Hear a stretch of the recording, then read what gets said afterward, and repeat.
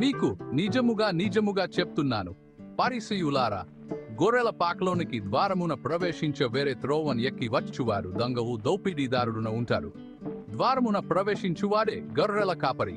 అతని కొరకు గేటు కాపరి తెరుస్తారు. గొర్రెలు అతని స్వరాన్ని వింటాయి. అతను తన సమంత గొర్రెలను పేరు పెట్టి పిలిచి వారిని బయటకు నడిపిస్తారు.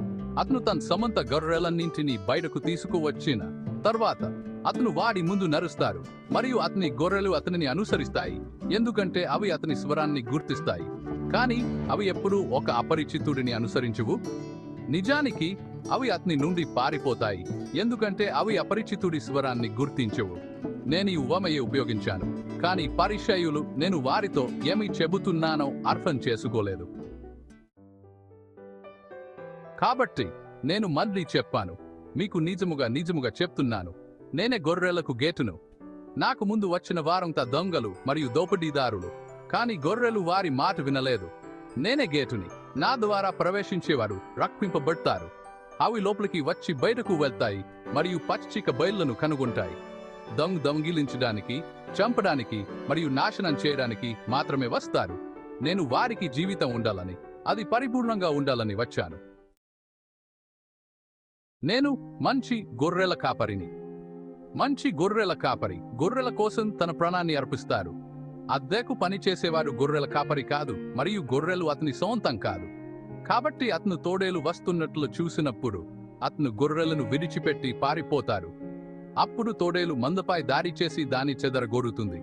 ఆ వ్యక్తి పారిపోతారు, ఎందుకంటే అతను అద్దెకు పనిచేసేవారు మరియు గొర్రెల గురించి పట్టించుకోడు. నేను మంచి గొర్రెల కాపరిని.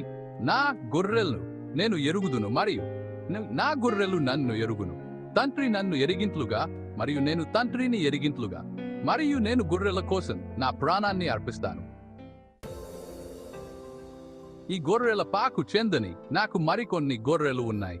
నేను వాటిని కూడా తీసుకురావాలి. అవి కూడా నా స్వరాన్ని వింటాయి, మరియు ఒకే మంద మరియు ఒకే గొర్రెల కాపరి ఉంటారు. నా తండ్రి నన్ను ప్రేమించడానికి కారణం నేను నా ప్రాణాన్ని అర్పించడమే, మళ్ళీ దానిని తీసుకోవడానికి మాత్రమే. ఎవరు దానిని నా నుండి తీసుకోరు, కానీ నేను దానిని నా స్వంత ఇచ్ఛతో అర్పిస్తున్నాను. దానిని అర్పించడానికి నాకు అధికారం ఉంది, మరియు దానిని తిరిగి తీసుకోవడానికి కూడా నాకు అధికారం ఉంది.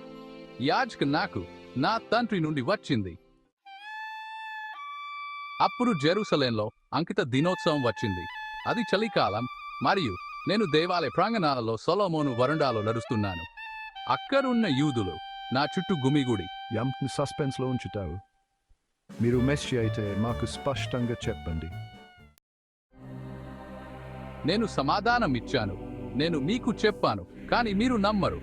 నా తండ్రి పేరిట నేను చేసే పనులు నా గురించి సాక్ష్యం ఇస్తున్నాయి, కానీ మీరు నమ్మరు, ఎందుకంటే మీరు నా గొర్రెలు కారు. నా గొర్రెలు నా స్వరాన్ని వింటాయి. నేను వారిని ఎరుగుదును, మరియు అవి నన్ను అనుసరిస్తాయి. నేను వారికి శాశ్వత జీవితాన్ని ఇస్తాను, మరియు ఎప్పుడూ నశించు. ఎవరు వారిని నా చేతిలో నుండి లాక్కోలేరు. వారిని నాకు ఇచ్చిన నా తండ్రి అందరికంటే గొప్పవారు. ఎవరు వాటిని నా తండ్రి చేతిలో నుండి లాక్కోలేరు. నేను మరియు తండ్రి ఒక్కడు. మళ్ళీ ఆయన యూదు పట్టాడు. నన్ను రాళ్లతో కొట్టడానికి రాళ్లను తీసుకున్నారు, కానీ నేను వారితో ఇలా అన్నాను, తండ్రి నుండి నేను మీకు చాలా మంచి పనులు చూపించాను. వీటిలో దేనికోసం మీరు నన్ను రాళ్లతో కొడతారు? మేము మిమ్మల్ని మంచి పని కోసం రాళ్ళతో కొట్టడం లేదు, కానీ దేదూషణ కోసం కంటే మీరు కేవలం మనిషిగా చెప్పుకుంటున్నారు. నేను వారికి సమాధానం ఇచ్చాను, మీ ధర్మశాస్త్రంలో ఇలా వ్రాయబడలేదా? నేను మీరు దేవుళ్ళని అన్నాను.